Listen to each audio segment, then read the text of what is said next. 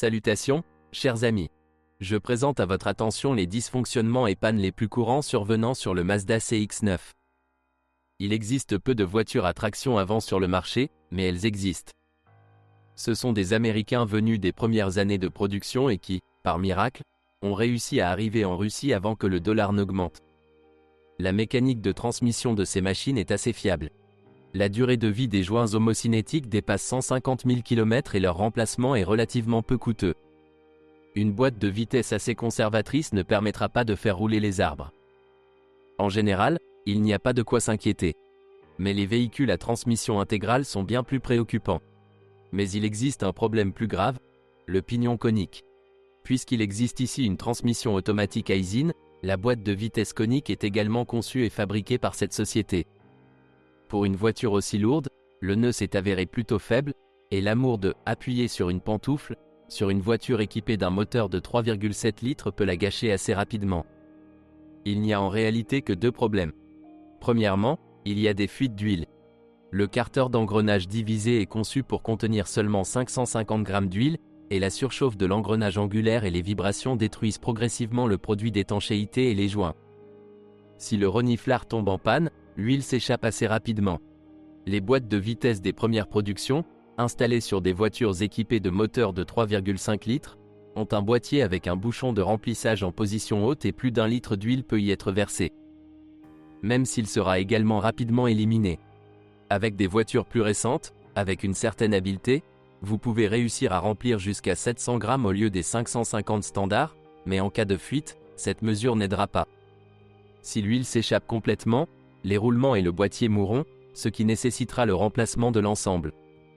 En cas de fuite grave, vous devrez retirer le renvoi d'angle, laver l'intérieur des produits d'usure et les remonter avec du mastic et des joints spin-neufs. Mais si l'huile était relativement propre, si elle l'était du tout, il est peu probable que les roulements aient besoin d'être remplacés, ils sont assez durables. Le deuxième problème sérieux de la boîte de vitesse est la conception des cannelures d'entraînement. Une charge importante sur l'essieu arrière brise progressivement les cannelures à la fois sur l'arbre de la boîte de transfert lui-même et sur le carter de différentiel. À un moment donné, la voiture devient exclusivement à traction avant en raison de la déconnexion complète des pièces de transmission.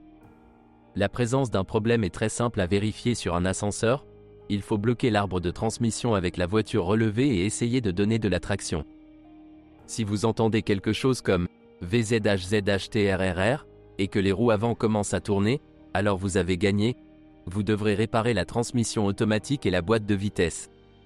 Vous pouvez essayer de faire tourner l'arbre de transmission avec un pied de biche lorsque les roues avant sont bloquées, mais c'est une méthode moins fiable. Et en plus, il y a une chance d'en faire trop, la boîte de vitesse ne supportera en principe pas plus de 1800 à 2000 Nm, et un bon pied de biche cassera à la fois la fourche de l'arbre de transmission et la boîte de vitesse elle-même. Nous avons appris comment réparer cette panne il y a longtemps.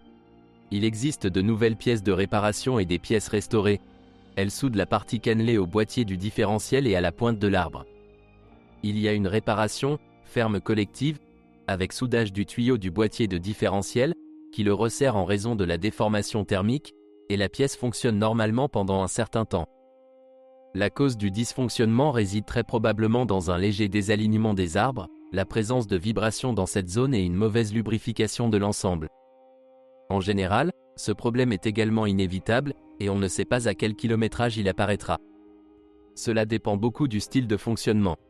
Il existe des exemples avec un kilométrage supérieur à 300 000 km et une boîte de vitesse d'origine, mais il existe également de nombreuses voitures de production tardive avec un historique de concessionnaire, dans lesquelles, avec des kilomètres allant jusqu'à 100 000 km, la boîte de vitesse a déjà été remplacée ou restaurée.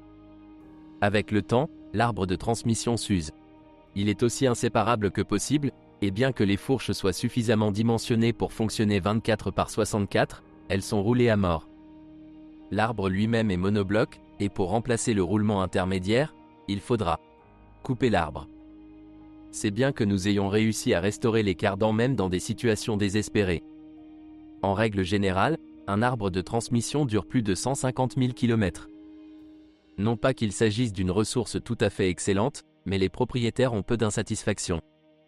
Mais si vous possédez une voiture avec un kilométrage d'environ ou plus, cela vaut la peine d'y jeter un coup d'œil. De petits coûts au démarrage peuvent entraîner des réparations coûtant entre 30 000 et 50 000 $. Les principales pièces vulnérables de cette transmission automatique sont le moteur à turbine à gaz et le corps de soupape, mais la partie mécanique dans son ensemble est très fiable. Dans les moteurs à turbine à gaz, les garnitures de blocage s'usent, elles sont relativement faibles et ne résistent pas à une utilisation sportive intense. Les carters des turbines à gaz eux-mêmes des premières versions étaient plutôt faibles, mais plus tard, le couvercle arrière du carter a été renforcé et de nouveaux ressorts amortisseurs ont été installés. Cela garantissait une usure uniforme et une durée de vie légèrement plus longue des garnitures. Mais il ne faut quand même pas compter sur une durée de vie de plus de 200 à 250 000 km, et pour ceux qui aiment conduire, les garnitures s'useront beaucoup plus tôt. Une contamination rapide de l'huile indiquera clairement qu'il est temps de changer les garnitures. Il vaut mieux ne pas tarder, le groupe hydraulique est très vite détruit par l'huile sale. Au cours du processus de production, le corps de la vanne a été sérieusement modifié et les versions 2008 sont très différentes des versions commercialisées après 2011. Les premières versions de corps de vanne sont plus sensibles à la contamination par l'huile et présentent un plus grand nombre de points faibles dans le corps de vanne lui-même, qui s'use avec les solénoïdes. À un stade précoce, les problèmes avec le corps de vanne se manifestent par des à-coups lors des commutations avec une charge et une vitesse accrue. De plus, dans les modes de pédalage en douceur et d'accélération, jusqu'au sol, la transmission commence à fonctionner différemment. Lors d'une surchauffe et d'un fonctionnement prolongé avec de l'huile sale, l'usure de la pompe à huile, des pistons et des bacs d'étanchéité de la partie mécanique de la transmission s'ajoutent au problème du corps de vanne. Les impacts dans la boîte lors d'un mouvement fluide indiquent la présence de problèmes plus graves. Réparer même les premières unités hydrauliques est tout à fait possible. Il existe pour eux des kits de réparation Sonax qui permettent non seulement d'éliminer les effets de l'usure, mais également de corriger certains défauts d'usine. De par la nature de leur installation, des travaux de plomberie précis seront nécessaires, ce qui dépasse souvent les capacités des services spécialisés. Vous pouvez bien sûr simplement changer les solénoïdes, mais souvent cela ne résout pas le problème. Et la meilleure réparation du corps de vanne est de le remplacer par un nouveau, la dernière révision.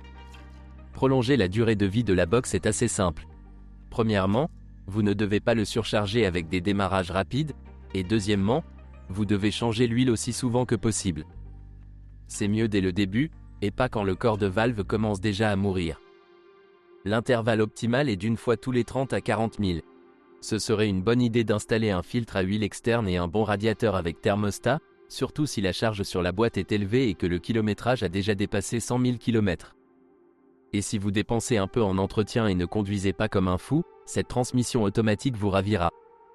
À propos, une nuance intéressante, les boîtes de vitesse des voitures en provenance des États-Unis sont configurées de la manière la plus conservatrice possible, et une accélération standard jusqu'à des centaines leur prend environ 10 secondes. Les voitures européennes et japonaises ont une dynamique nettement meilleure, environ 8 secondes à 100 km/h. Mais la durée de vie de la transmission automatique diminue et les boîtes de vitesse des CX9 européens et japonais sont beaucoup plus exigeantes en termes d'entretien. Le CX9 avait en fait un moteur, mais en deux versions 3,5 et 3,7 litres. Le même moteur peut être trouvé, par exemple, dans une Ford Mustang ou un F-150. En général, il s'agit d'un moteur très populaire aux États-Unis, et il ne pose aucun problème d'entretien et de pièces de rechange. Ses caractéristiques sont excellentes. 188 Nm de couple à 1000 Tr-min, 340 à 380 Nm en pointe à environ 4000 Tr-min, 273 chevaux. Puissance à 6500 Tr-min. Ce moteur est assez économique, peu sensible à la qualité de l'essence et facile à réparer.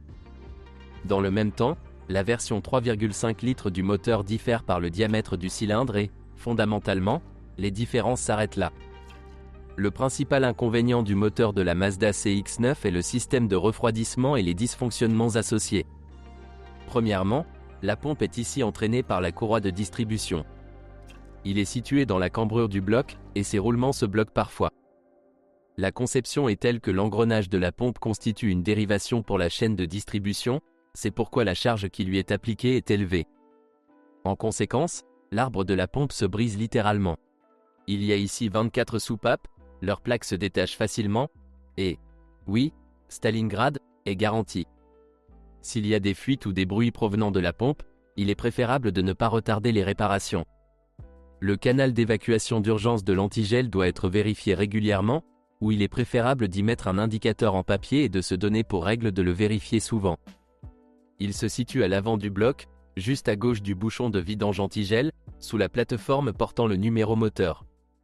De plus, il vaut parfois la peine de vérifier si la chaîne n'est pas désalignée.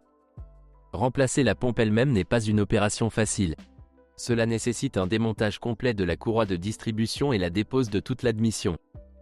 De plus, sur une Mazda le moteur est monté transversalement, et il n'est pas possible de changer la pompe sans déposer le moteur ou au moins le raccrocher. Avec des courses de 80 à 120 000 km, vous devez surveiller l'état de l'unité, même si le problème peut apparaître plus tôt. Il vaut mieux ne pas lésiner sur le remplacement de l'antigel et sa qualité. Si vous aimez conduire et que la voiture a été produite avant 2011, il est préférable de remplacer la pompe à titre préventif. Dans les versions ultérieures, les roulements sont renforcés. Si la pompe d'un moteur de 3,5 litres n'a pas été changée, il s'agit bien d'un ancien modèle. Cela signifie que les chances de panne sont ici maximales. Dans le même temps, il existe un risque élevé de fuite de liquide de refroidissement. Il y a deux poêles, les tubes du système de refroidissement sont fragiles et ceux qui vont au poêle arrière s'usent beaucoup à cause de la contamination et de la chaleur du système d'échappement. Toute contamination des radiateurs et panne de ventilateur entraîne des fuites. Tous les points faibles apparaissent instantanément. Un autre inconvénient est purement opérationnel. L'huile recommandée pour ce moteur est de très faible viscosité, 5W20. Avec des intervalles de remplacement dépassant les 10 000 km et des embouteillages en ville, il ne peut pas faire face à la tâche. D'où et raflure des tourillons de Villebrequin. Pour les moteurs avec un kilométrage supérieur à 100 000, il est préférable de verser de l'huile avec une viscosité SAE 30 et pour les moteurs avec un kilométrage supérieur à 200 000 au moins SAE 40. Il vaut mieux sacrifier un demi-litre de carburant supplémentaire pour 100 000 km que de réviser le moteur. Certes, comme tout moteur produit en série aux États-Unis, il comporte un certain nombre de composants de réparation, d'anneaux, de chemises, de manchons et bien plus encore non originaux, mais les artisans ne connaissent pas toujours bien la gamme de pièces de rechange d'outre-mer. Sinon ce sont de très bons moteurs. Leur durée de vie est modérée, jusqu'à environ 200 000 km, et dure souvent encore plus longtemps, à moins, bien sûr, que la pompe ne tombe en panne. Les accessoires sont fiables et bien disposés. Le système de contrôle est tout à fait raisonnable, les diagnostics sont simples et de haute qualité. Aux États-Unis, ces moteurs sont bon marché et courants, mais ici, ils ne sont pas très populaires et sont assez rares. Les pièces de rechange de Mazda ne seront pas bon marché, mais économiser de l'argent en achetant des pièces auprès de ressources douteuses peut lamentablement échouer. Il existe de nombreuses options incompatibles pour la même pompe et d'autres éléments. L'installation d'un moteur sous contrat en provenance des États-Unis est une question complexe. Il n'y a généralement aucune garantie et la qualité des unités est imprévisible. Les moteurs reconstruits par des professionnels avec une garantie coûtent cher. Il existe très peu de moteurs japonais. La voiture n'était pas particulièrement populaire sur les îles. Ce sont toutes les informations sur les problèmes du Mazda CX-9. Si vous en savez plus ou n'êtes pas d'accord avec ce que vous avez entendu, je vous attends dans les commentaires.